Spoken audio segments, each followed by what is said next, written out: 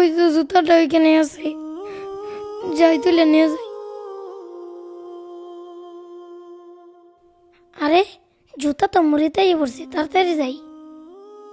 এই তো তুলে ফেলছি, যাই জুতাটা সেলাই করে স্কুলে যাই।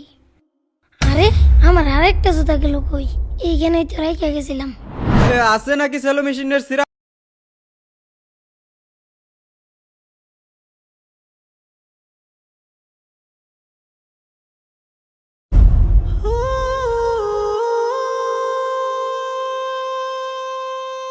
স্যার আসি।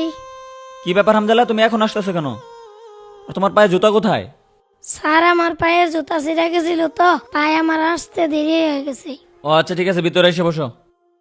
হামজালা, তুই এখানে হাত পুক দিতেছস? স্যার তোর জুতা গিফট দিছে। জুতা দিছে মানে? না না, আমি এই জুতা নিতে পারবো না।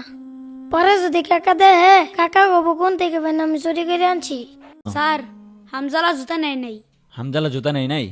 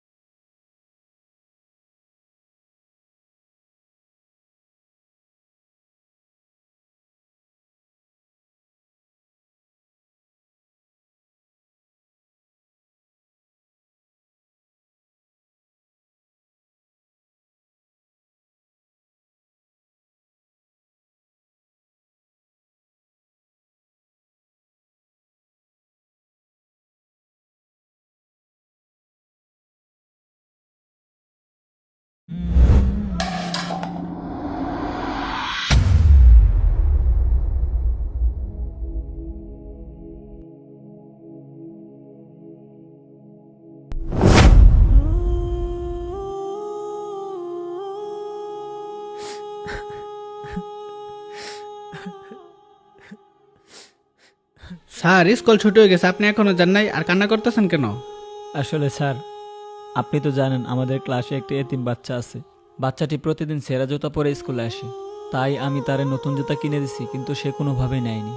তারপর আমি ভাবলাম যেহেতু বাচ্চাটি ভালো ছাত্র, তাই আমি একটি অঙ্ক দিলাম, যে অঙ্কটি ওই পারবে আমি তার জুতাটি গিফট করে দেব। কিন্তু স্যার, অঙ্কটি সবাই পারছে, তাই আমি একটি লটারি ব্যবস্থা করলাম। আসলে এই লটারির মাধ্যমে হামজালা এই জুতাটি পাইছে। আপনি এই জন্য কান্না করতেছেন? না, আমি এর জন্য কান্না করতেছি না। আমি কান্না করতেছি সবাই লটারিতে হামজালার নামটাই লিখছে। ক্লাসের সব বাচ্চারাই চায় যে জুতাগুলো হামজালাই পায়।